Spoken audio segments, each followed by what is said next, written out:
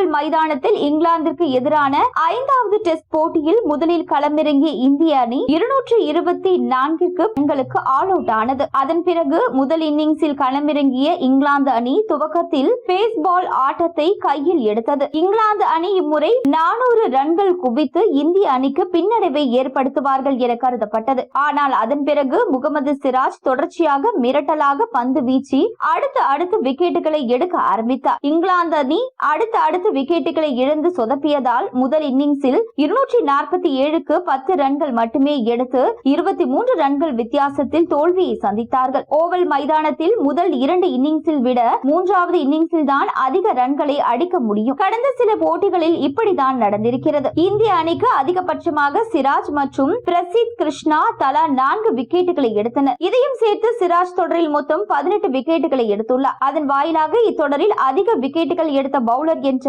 இங்கிலாந்தின் பென் ஸ்டோக்கஸ் சாதனையை உடைத்து சிராஜ் சாதனை படைத்துள்ளார். இதற்கு முன் 17 விக்கெட்டுகளை எடுத்த ஸ்டோக்கஸ் தனது 2வது இடத்தில் இருக்கிறார். இத்தனைக்கும் பும்ரா போல எந்த பணிச்சுமையும் செல்லாத சிராஜ் 5 போட்டிகளிலும் விளையாடி இந்தியாவுக்காக அனைத்தையும் கொடுப்பது ரசிகர்களின் பாராட்டுகளை பெறுவதாக அமைகிறது.